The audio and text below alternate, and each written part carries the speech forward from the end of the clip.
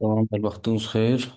Deməli, bu dəfə biz kompüter şəbəkələri və internet bölməsinin izahını verəcəyik. Deməli, kompüter şəbəkələri və onların təsnifatı. Birinci şəbəkə nədir? Oradan başlayaq. E, Şəbəkə hər hansısa belə deyək də məlumatların mübadiləsi üçün resurslardan birgə istifadə məqsədilə rabitə kanalları ilə birləşdirilmiş kompüterlər və ya qurğuların birləşməsinə deyilir. Burada da qeyd olunub. E, Ümumiyyətlə resurs nədir? Bəs resurs şəbəkədə istifadə olunan avadanlıqlardır. Buna məsələn biz götürə bilərik printeri, skaneri və ya səs düzəldici, əgər ehtiyac varsa səs düzəldici, kabelləri, başlıqları və sair və sair. Bunların hər biri resursdur. Protokollar nədir? Protokol şəbəkədə kompüter arasında qarşılıqlı əlaqələr ardıcıllığını müəyyən eləyir. Müəyyən edən qaydalar və prosedurlardır. Bunlar protokollarla tənzimlənir. Bəs kompüterin şəbəkə halında birləşdirməsinin üstünlükləri hansılardır? Əsas 4 üstünlüyü var. İnformasiyanın bölüşdürülməsi, informasiyanın, daha doğrusu avadanlıqların bölüşdürülməsi, proqramların bölüşdürülməsi və əməkdaşlıq mühiti. İnformasiyanın bölüşdürülməsi istifadəçinin şəbəkədə olan digər kompüterlərə qoşulması və həmin kompüterdəki belə də resurslardan birgə istifadəsidir. Yəni bir kompüterdə biz istifadə etsək də, biz digər kompüterlərin də məlumatlarına baxa bilirik. Avadanlıqların bölüşdürülməsi o deməkdir ki, şəbəkəyə qoşulmuş hər hansı bir qurğudan, yəni printerdən 2-3 nəfər eyni anda istifadə edə bilər. Yəni şnurlar vasitəsilə bir printer 3 kompüterə qoşulur və avtomatik olur avadanlığın bölüşdürülməsi. Proqramların bölüşdürülməsi bu bir kompüterə quraşdırılmış proqramdan digərlərinin də istifadə etməsidir. Belə deyək. Əməkdaşlıq mühiti də layihə üzərində istifadəçilərin qrup şəklində birgə fəaliyyət göstərməsidir. Şəbəkələr bir neçə təsnifata ayrılır. Birincisi miqyasına görə şəbəkələr əsasən 3 yerə ayrılır: lokal, regional və qlobal. Lokal şəbəkələr hər hansısa bir kiçik bir binanın daxilində olan şəbəkələrdir. Regional şəbəkə bir neçə binanı əhatə edən və yaxud bir rayonu, şəhəri əhatə edən şəbəkələrdir. Qlobal şəbəkə isə artıq bütün dünyanı belə deyək, əhatə edən çox böyük bir şəhər və bölgələri, ölkələri hətta əhatə edən şəbəkələrdir. Buna məsələn biz ən böyük nümunə interneti göstərə bilərik ki, dünyanın hər yerindən qoşulmaq mümkündür və yaxud bankların öz arasında şəbəkələri olur, bir-birlərinə pul köçürməklə bağlı. Bunun da özü də nədir? Bir şəbəkədir, qlobal şəbəkədir. Bir də bunların hamısının belə deyək də özündə saxlaya bilən lokal və qlobal şəbəkələrin qarşılıqlı əlaqəsindən biri də virtual özəl şəbəkədir. Yəni virtual private network'dur. Verilənlərin ötürmə mühitinə görə iki cür ola bilər: naqilli və naqilsiz. Naqilli belə deyək, şnurlu, naqilsiz isə şnursuzdur və yaxud simsizdir. Naqilli hansı olur, hansı mühit olur? Mühiti koaksial və yaxud sarılmış cütlük və yaxud da fiber optik olur. Naqilsizlər isə şnur olmadan siqnallar vasitəsilə, dalğalar vasitəsilə ötürülür. Radio siqnallar, mikrodalğalar və pH rabitəsi vasitəsilə.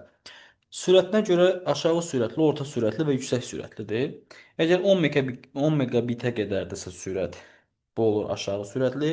100 megabitə qədərdirsə orta və 100 megabitdən yuxarıdırsa olur yüksək sürətli. Şəbəkədə kompüterlərin rollarına görə müştəri qulluqçu və taytuşlar var.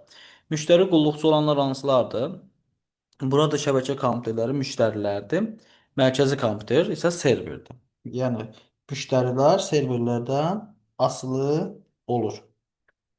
Taytuşlar şəbəkəsi hansıdır? Taytuşlarda isə hamısı bütün kompüterlər eyni dərəcəlidir. Məsələn, burada şəkil 1, şəkil 2 kimi ayrılıb. Yəni burada server mərkəzdə dayanan kompüterlər, digər kompüterlərin hər biri isə həm mərkəzdən asılıdır. Amma bu biri ikinci şəkildə, ikində isə bütün kompüterlər diqqət etsəz eynidir və hamısında öz arasında əlaqələri var. Bu o demək ki, bütün kompüterlər eyni səviyyəlidir. Taytuşlar deyəndə eyni səviyyəli, müştəri qulluqçu deyəndə isə biri əsas, digərləri ondan asılı olan kompüterlərdir. İnformasiyanın ötürülmə prosesi necə gedir? İnformasiya mənbəyi, rabitə kanalı və informasiya qəbul edicisi. İnformasiya ötürməsinin əsas sadə şəkli budur. Amma bəs həmin proses əslində necə gedir? İnformasiya mənbəyindən kodlaşdırıcı qurğuya gəlir. Kodlaşdırıcı qurğudan, yəni informasiya kodlaşdırılandan sonra rabitə kanalına ötürülür. Rabitə kanalından keçəndən sonra dekodlaşdırıcı qurğuya gəlir. Buradan da informasiya qəbul edicisinə gedir, çatır. Və həcmin də ölçülməsi üçün burada belə deyək, bir düstur var. Q bərabərdir VT. Bu əslində fizikada olan S bərabərdir VT düsturuna eynidir. Sadəcə orada biz yolu tapırıq, burada isə həcmi tapırıq. Həcm bərabərdir sürət vurulsun zaman. Eyni zamanda sürətə də tapanda V bərabərdir Q bölünsün T və yaxud T-ni də tapanda Q bölünsün V kimi düsturumuzdan istifadə edə bilərik. Rabitə kanalının ötürücülük qabiliyyətində burada nümunə verib 16 megabit saniyə 10 saniyə ərzində. Artıq sürəti verib, zamanı veribsə biz bunları bir-birinə vurarıq. Və bizə neçə megabayt olduğunu istəyir. O zaman nə edəcəyik? 16 megabiti 10 saniyə vursa 160 megabit. Bitdən də bayta getsək 8-ə bölərək 20 megabayt olar. ADSL bağlantı vasitəsilə verilən ötürmə sürəti 256 min bit saniyədir. Bu bağlantı 125 kilobayt ötürülərsə neçə saniyə? Yenə zamanın düsturu 2 böl verdi. O zaman biz 125 kilobaytı bölməliyik nəyə? 256 min bit saniyəyə. Burada təbii ki 213-ə vuracağıq. 125-i hər ikisini bitə çevirəcəyik. Və ixtisarları da aparandan sonra burada cavab alınacaq 4 saniyə. Verilənlərin ötürülməsi naqilli və naqilsiz olur demişdik. İndi onların baxaq görək hansılardır. Fiziki vasitələr, yəni fiziki vasitələrlə hansılara aiddir? Sarınmış südlü kabellər, koaksial kabellər və fibroptik kabellər. Bu fiziki vasitələrin belə deyək simlilərinə aiddir. Yəni toxunmaq mümkün olanlara. Amma simsiz vasitələrə toxunmaq mümkün deyil. Çünki bunlar dediyimiz kimi siqnallar və dalğalar formasında olur. Radio siqnallar, mikrodalğalar və peyk rabitəsi formasında. Birincisi başlayırıq sarılmış südlü kabeldən. Bir-birinə sarılmış iki ayrı izolyasiya olunmuş naqildən ibarətdir. Burada belə deyək, bir naqil siqnalı daşıdığı halda digəri isə yerlə əlaqələndirilir. Yerlə əlaqələndirilən naqil radiomanələrə dəfə edilir ki, bu zamanda, yəni belə deyək, ötürülən siqnallar qorunub saxlanılsın. Sarılmış südlü kabelin bir neçə kateqoriyalar var təbii ki. Onlardan biri də kat 5. Yəni 5-ci növ kabeldir. Bunun da belə deyək də hər ucunda, iki ucunda RC45 bağlayıcısı qoyulur. Və həmin bu kabellər 4 cütdən ibarətdir. Koaksial kabel hansıdır? Bu kabellərdir. Koaksial kabellər mərkəzində naqil gedir. Onun üzərində bir dənə qoruyucu, belə deyək, qat. Onun üzərində metal hörgü və onun üzərində bir dənə əsas izolyasiya qatı gedir, yəni kabel. Eee, Burada məqsəd nədir? Belə deyək, burada əsas ötürücü mərkəzi simdir. Eee, İzolyasiya edici qat buradakı toxunma simlə qoruyur ki, bir-birinə məlumat itməsin. Toxunma isə bu gedir yerlə birləşir. Əgər ildırım falan olarsa, yəni radiomanələri dəf eləmək üçündür. Belə deyək.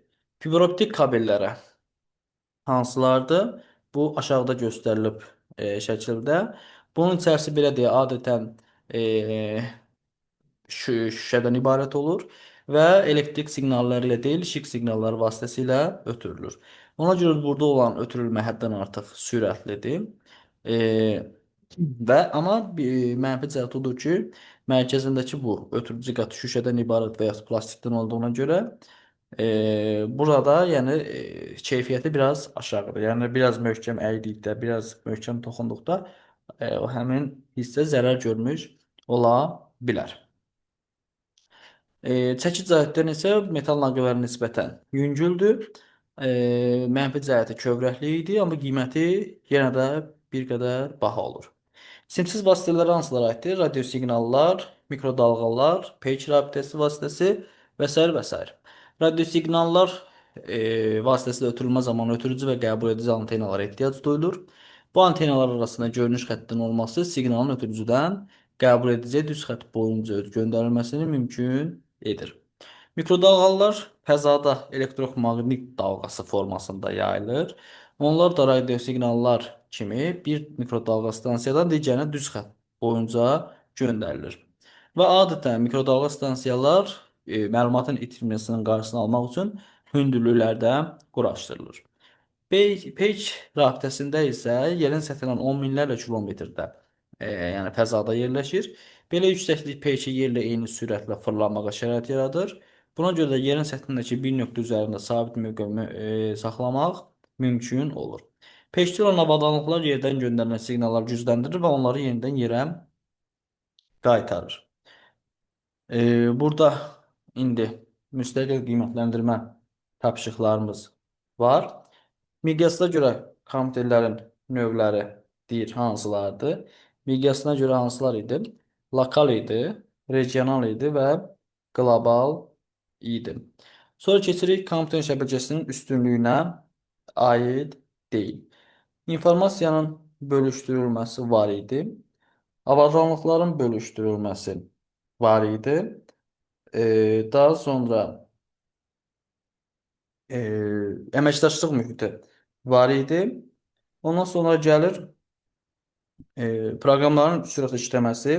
Bu isə yox idi. Deməli, burada doğru cavab olacaq. Yəni, bizdən yanlışı soruşduğuna görə D variantı. Hansı kabel növündə informasiya işıq sürəti ilə ötürülür? Burada elə belə deyək, variantı ilə birinci göstərib A variantında. Fiber optik kabellər biz demişdik ki, məlumatı nə ilə ötürülür? İşıq sürəti ilə. Sonra gəlir növbəti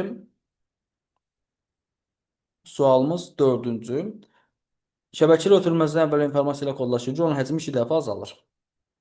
Daha sonra əgər şəbəkənin ötürmə sürəti 10 megabit saniyə olarsa, ilkin həcm 160 megabayt olan fayl kodlaşdırandan sonra ötürmə üçün neçə saniyə tələb olunur? Əgər belə deyək, şəbəkə ilə ötürülməzdən əvvəl bunun həcmi 2 dəfə azalırsa, ilkin olaraq bizə də deyir ki, həcmi nə qədərdir? 160 megabaytdır. O zaman belə çıxır ki, 160 megabayt biz 2-yə bölsək, qalacaq 80 megabayt. Və sürətini də verib 10 megabit saniyə. Biz T-ni tapanda nə etməliyik? 2 böl V üstündən istifadə edirdik. 80 megabaytı bölməliyik 10 megabitə. Megaları ata bilərik, sıfırları ata bilərik. Qalar 8 bayt bölünsün 1 bit. Baytın da yerinə 8 bit yazsaq, bölünsün 1 bit. Bitlər də ixtisar edir, qalar 64. Y variantı. İnformasiyanın ötürülməsi prosesinin ardıcıllığını deyir, müəyyən edin. Ardıcıllığın təbii ki, birinci mənbə olmalıdır. 2. Ona görə A, B, D getdi. Növbəti mənbədən sonra informasiyanın olmalı kodlaşmalı idi. 2, 5. Ona görə də C variantı uyğun gəlir. 2, 1, 2, 5, 1, 3, 4. Sonra keçirik 6-cı suala. Kompüterin şəbəkələrinin təsnifatı ilə bağlı uyğunluğu müəyyən edək. Birincidə deyir ki, miqyasına görə LAN lokal idi, WAN da nə idi? Qlobal idi. Ona görə gedir biri AC. Kompüterin rollarına görə klient server və P2P var idi, yəni tay tuşlar. O da olur B, D. AC, B, D formada. Y isə heç birine aid deyil. Şəbəkə topologiyaları və şəbəkə avadanlıqları. Şəbəkə topologiyaları hansılardır? Yəni, ümumiyyətlə topologiya nədir? Kompüterlərin və yaxud avadanlıqların bir-biri ilə birləşmə sxemidir. Əsasən 3 topologiya mövcuddur. Şin, ulduz və halqa. Şində nədir? Vahid kabel üzərində belə deyək, hər birləri birləşir və bu zaman hər bir kompüter məlumatın ona ünvanlandığını yoxlayır. Əgər ünvanlanıbsa, o zaman həmin kompüter məlumatı qəbul edir, ünvanlanmıbsa növbəti kompüterə ötürür. Şəbəkənin belə deyək də ən çatışmazlığı odur ki, əgər ümumi xətt qırılarsa, ümumi yəni şəbəkədə problem yaranar. Daha sonra üstün cəhətdə odur ki, tez başa gəlir və ucuz, belə deyək də, ucuz başa gəlir. Ulduz topologiyası kompüter şəbəkəsində bütün kompüterlər vahid mərkəzə qoşulur, yəni ulduz formasında. Bir qayda olaraq mərkəzi kompüter daha güclüdür və mübadilələrin idarə olunması funksiyasını onun üzərinə düşür. Burada əsas çatışmazlıq odur ki, əgər mərkəzdəki kompüter xarab olarsa, digər kompüterin hər biri işləsə belə avtomatik sistemin işi dayanacaq. Üstün cəhətlərindən biri odur ki, kənardakı komitələrin hər hansı biri, yəni xarab olarsa, ümumi sistemin işi pozulmur. Əgər mərkəzdə hub dayanarsa, belə topologiya passiv ulduz hesab olunur. Yox, əgər mərkəzdə kompüter dayanarsa, buna deyirlər aktiv ulduz şəbəkəsi. Halqa topologiyası nədir? Halqa topologiyası da kompüterlər halqa vari formada. İndi bizdə yəqin ki, səhvə düşməyib. Ha, burada artıq səhvən biri düşməyib. Ha, burada deyir ki, harda qalmışdıq? Halqa topologiyası. Halqa topologiyasında isə kompüterlər belə deyək, halqavari şəklində bir-birləri ilə halqa əmələ gətirərək bu formada düzülür. Bir qayda olaraq bir kompüterdən digər kompüterə bir-birləri ilə ötürülərək məlumatı göndərirlər. Bunun da mənfi cəhəti odur ki, əgər bir məlumat bir kompüterə lazım deyilsə, avtomatik o, yəni həmin kompüterlərdə eyni məlumatları təmin edir və beləcə kompüterlərdə artıq yüklənmə yaranır. İkinci mənfi cəhəti də odur ki, əgər kompüterlərdən biri sıradan çıxarsa, halqada avtomatik ümumi sistemin də işi, yəni ləngiyə bilir, dayana bilir. Daha sonra keçək avadanlıqlara. Görək hansı avadanlıqlar var. Dəqiqə mən onu tapım. Sadəcə burada bizim belə deyək, PDF-in yarısı düşməyib. Ben məcburam onu özüm qeyd edərək göstərim. Şəbəkə avadanlıqları. Şəbəkə avadanlıqlarının belə deyək də iki hissəsi var. İki hissəyə bölünür. Aktiv avadanlıqlar və passiv avadanlıqlar. Aktiv avadanlıqlar hansılardır? Aktiv avadanlıqlar belə deyək də enerjidən asılı olanlardır, enerjidən qidalananlardır. Məsələn biz buna deyə bilərik nəyi? Hər hansısa bir printeri deyə bilərik və yaxud kompüterin özünü deyə bilərik. Bunların hər biri aktiv avadanlıqlardır. Passiv avadanlıqları isə sadəcə ötürücülüyü belə deyək də təmin edir. Məsələn, kabel və yaxud başlıqlar və sair kabel başlıqları bu formada. Bunlar adlanır aktiv və pasiv avadanlıqlar. Avadanlıqların özləri hansılardır? Biz bunlara indi adları mən bir boşluq yer tapıb yazacağam. Deməli, hansılar var? Var şəbəkə interfeys kartı NIC gedir. Network Interface Card. Daha sonra gedir hublar gedir. Daha sonra gedir switch, bridge, router, marşrutlaşdırıcı da və yaxud yönləndirici də deyirlər buna. Digərlərdən sol tərəfdə indi izah edəcəm. Şəbəkə kartı nə edir? Kompüter şəbəkədəki digər kompüterlə qarşılıqlı olaraq əlaqələndirir. Konstruktiv olaraq şəbəkə kartları alan lövhənin bir hissəsi kimi ya da ayrıcı kart kimi göstərilir. Yəni şəbəkəyə kompüteri qoşub və şəbəkədən gələn məlumatları kompüterə təmin etmək üçündür şəbəkə kartı. İkinci gəlir hub. Hub belə deyək, toparlayıcıdır. Ulduzvari topologiyalarda ən çox istifadə olunur. Yəni mərkəzdə olan bir qurğudur. Buna belə deyək, USB-lərlə və yaxud şnurlu portlarla bura şnurlar bir-bir qoşulur və həmin şnurlarda hərəsi bir kompüterə gedir. Beləcə hər bir kompüter hər hansısa məlumat ötürmək istəyirsə, yəni buradan gəlir bu hubun içərisinə birləşir, gəlir bu kompüterə. Və yaxud bu kompüterdən gəlir bu formada, gəlir bu kompüterə. Yəni toparlayıb məlumatları bir yerə toparlayır. Switch kommutatordur. Bu da hub kimi qovşaq rolunu oynayır. Yəni hubla demək olar ki, eyni işi görür. Sadəcə switch daha ağıllıdır. Niyə? Çünki hub bütün məlumatı bura göndərir. Yəni buradakı məlumatlar hamısına gedir. Hansına lazımdırsa onda aktivləşir belə deyək də. İndi lord dildə desək. Amma switchdə isə məsələn bu kompüterə məlumat göndərmək istəyirsə, o ancaq buradan gəlir, birbaşa bura gedir. Yəni digər kompüterləri narahat eləmir belə deyək. Switchdən hubun əsas fərqi budur. Bridge ilə router qaldı. Deməli, Bridge-in işi nədir? Bridge körpü rol oynayır. Bridge-də müxtəlif topologiyalar, lakin eyni protokol. Yəni Bridge-də deməli protokolumuz nədir? protokol E. Çünki routerla eyni işi görəcək. Sadəcə bunların yəni birincisinin sonu E ilə bitirsə, deməli burada eyni söz olmalıdır. Routerda da yenə eyni şeydir. Müxtəlif topologiyalı, amma müxtəlif protokollu. Yəni bridge-də eyni protokolludur, amma burada müxtəlif protokolludur. Hə, işlər nədir? Müxtəlif topologiyalar üçün eyni protokola malik iki və daha çox lokal şəbəkələri birləşdirir. E, birləşdirmək üçün istifadə olunan bir aparat proqram təminatlı qurğudur.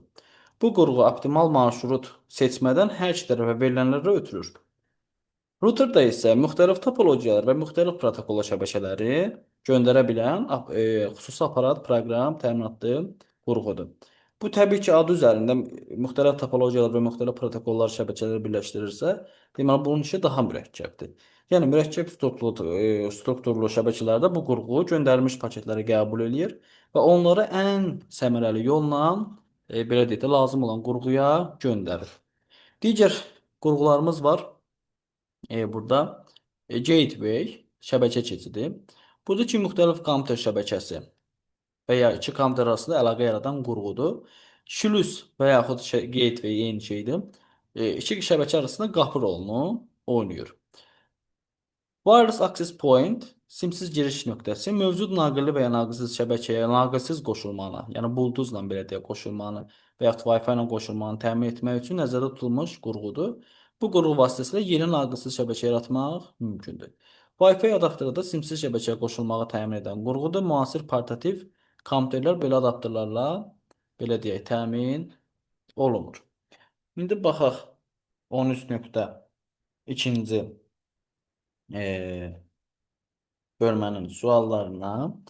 Burada deyir ki, şəbəkə avadanlıqları hansı qrupa bölünür? Təbii ki, aktiv və passiv olaraq bölmüşdük. D variantı. Vahid mərkəzə qoşulması hansı topologiyanı bildirirdi? Vahid mərkəzə qoşulmaq. Bu ulduz topologisidir. Pasiv şəbəkə avadanlığı deyir. Hansıdır? Pasiv demişdik ki, heç bir belə deyək, enerjidən asılı olmayandır, yəni kabeli deyə bilərik. Kabel enerjini ötürür, yəni özü enerjiyadan asılı deyil. 4. Kompüterlə lokal şəbəkədə birləşmə sxemi necə adlanır? Sxem isə bu təbii ki, topologiyadır. Şürüz keçidi nədir? 5-ci sualımız. Şürüz keçidi müxtəlif şəbəkələri birləşdirən vasitədir. 6-cı gəlir bridge və router hub. Baxaq görək. Burada yuxarıya düşdü. 6-cı. Bridge nə işi görür deyir. Müxtəlif topologiyalı eyni protokollu demişdik. Ona görə 1-ə gedir. B. Router'a demişdik. Müxtəlif topologiyalı, müxtəlif protokollu aparat proqram qurğusudur. Ona görə 2-yə D. Hub nə edir? Hub belə deyək də qurğuları şəbəkədə olan avadanlıqları bir yerə birləşdirir. A variantı. Xüsusi olaraq da ulduzvari topologiyadaydı. Y variantı da buna A-yı 3 oxşardır, amma burada lazım olan kompüterə deyirsə bu artıq switch olacaq. Yəni daha ağıllıdır bu. Ona görə biz bunu hub-a götürə bilmərik. Simsiz şəbəkə quruşulmaq təmin edən qurğu da nə idi? Ən axırdan əvvəl izah etdiyimiz şəbəkəyə belə deyə də wireless access point idi. Simsiz şəbəkə texnologiyaları qaldı bu bölməmiz. Burada belə deyək də məlumatların belə deyək də şəbəkənin texnologiyalarıdır. Hansı texnologiya və protokollarla məlumatlar gedir. Bunun da hətta protokolları növbət dərsimizdə daha geniş danışacağıq. İlk olaraq onlardan ən birincisi Ethernet şəbəkə arxitekturasıdır.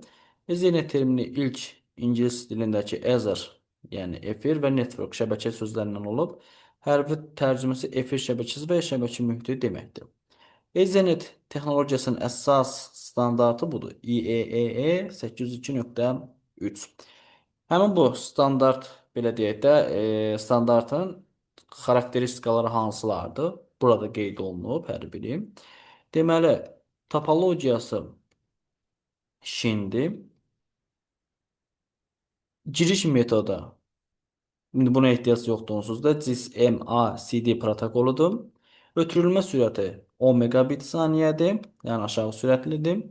Ötürülmə mühiti, o aşağı deyəndə o orta sürətidir. 10-a qədər aşağı idi, ondan sonra 10 və ondan sonra orta idi. Ötürülmə mühiti koaksial kabel vasitəsilə olur. Sonlandırıcı, yəni terminatorların tətbiqi mütləqdir. Terminator nədir? Sonulan, belə deyək də, şnurun sonu açıq qaldıqda onu bağlamaq üçündür ki, hər hansısa bir, belə deyək də, elektrik yayılması olmasın. Şəbəkə segmentinin maksimal uzunluğu 500 metrə qədər ola bilər. Şəbəkənin özünün maksimal uzunluğu 2,5 kilometrə qədər ola bilər. Segmentdəki kompüterlərin maksimal sayı 100, yəni bir segmentə maksimum 100 kompüter qoşula bilər. Şəbəkədəki kompüterlərin ümumi sayı isə maksimum 1024 ola bilər. İndi bu şəbəkənin də iki əsas növü var. Əsas daha çox bir neçə növü var. İndi burada əsas danışılanlardan biri belə deyək də, koaksial kabelin qalınlığına görədir. Nazik və qalın. Qalın olanda 10 base 5 standartı, incə olduqda isə 10 base 2 standartını bildirir. Bundan sonra belə deyək də, onun bir neçə növləri çıxdı. 10 base T, 10 base FL, Fast Ethernet, Gigabit Ethernet, 10 Gigabit Ethernet və s. və s. standartlarda tətbiq olundu. Deməli, sarılmış cütlüyü olan 10 base T-dir, 10 base FL isə fiber optikdir. Baş hərflərlə də yadda saxlamaq mümkündür. İnformasiya texnologiyalarının ötürülməsindən biri də naqilli və naqilsiz və simsiz texnologiyalardır. Simsiz kompüter şəbəkələrinin iki iş rejimi nəzərdə tutulur. Bir də ad hostdur, digəri infrastrukturdur. Ad host rejimində kompüter heç bir ümumi qurğu olmadan bir-biri ilə əlaqələnir. Yəni heç bir qurğu olmadan bunlar bir-birinə qoşulur. İnfrastruktur rejimdə isə kompüter arasında əlavə giriş nöqtəsi adlanan xüsusi qurğudan istifadə olunur. Ki, hansı ki biz bayaqlarım az öncə demişdik orada. Wireless Access Point qurğusu. Giriş nöqtəsi hub və ya router'a qoşulur. Məlumatları ötürmək üçün bir-birinə.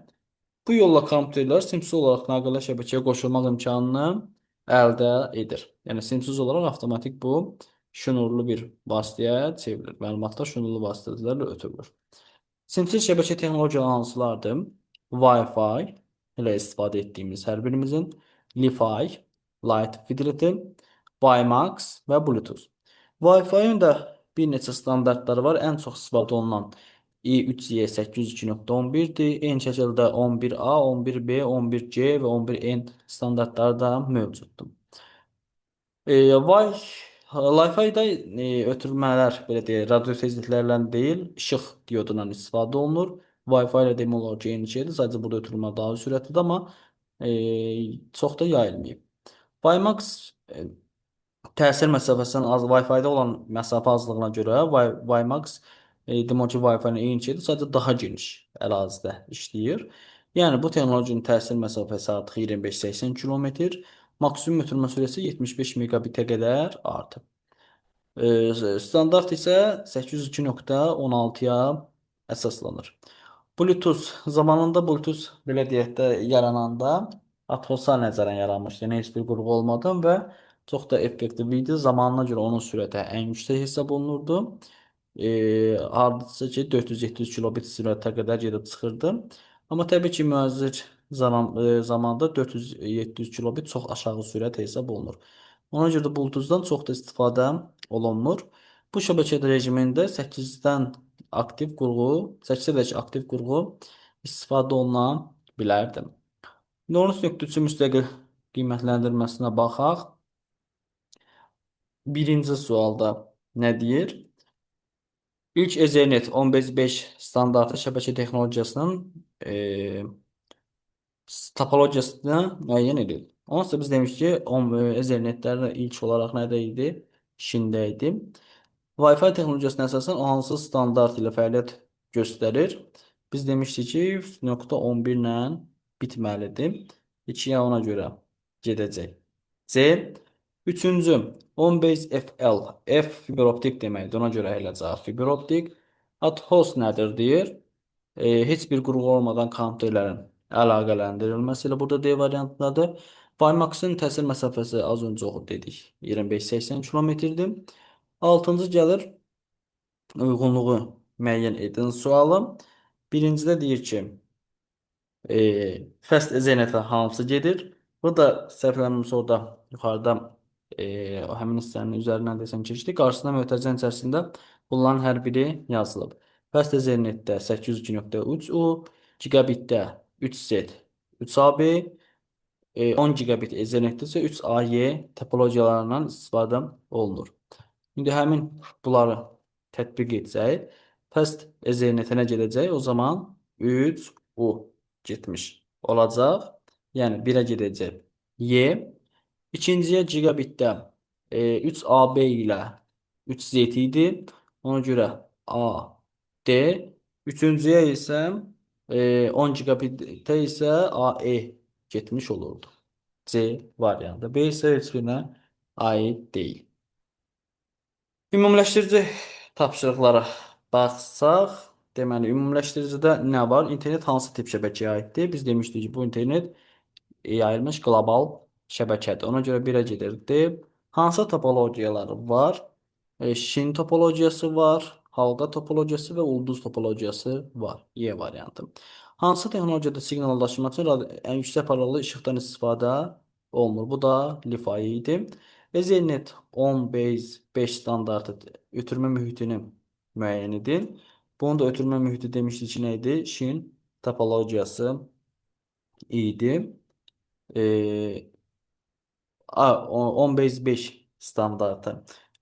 Topologiya şindir, amma ötürmə mühiti, özünüzdən ötürmə mühitini dediyinə görə koaksial kabel olmuş olacaq.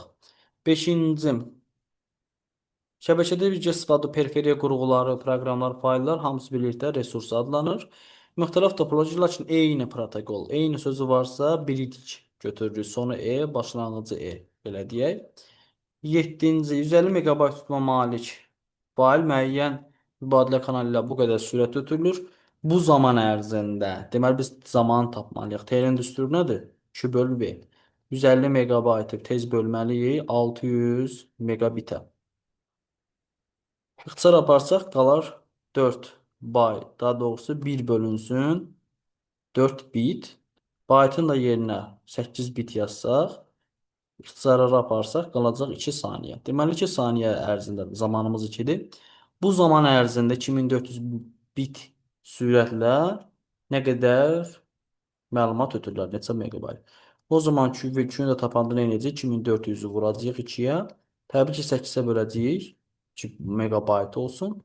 Bu da ixtisarları aparsaq eləcək 600 megabayt. A variantı. Keçirik 8-ci, 9, 10. Bunlara da ehtiyac yoxdur, çünki demə bu formada sual düşmür. Bu da belə. Növbəti dərsdə təkrar görüşərik.